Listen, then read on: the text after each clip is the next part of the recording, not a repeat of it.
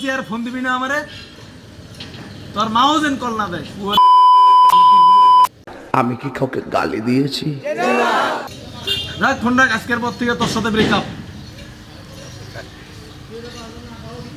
Cigarette কই গেল?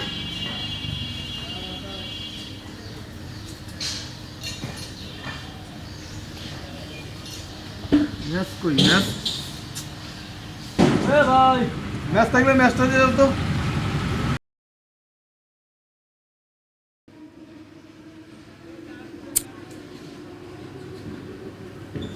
আরে আব্বা তুমি? আহা, আমি পারি না আর পারি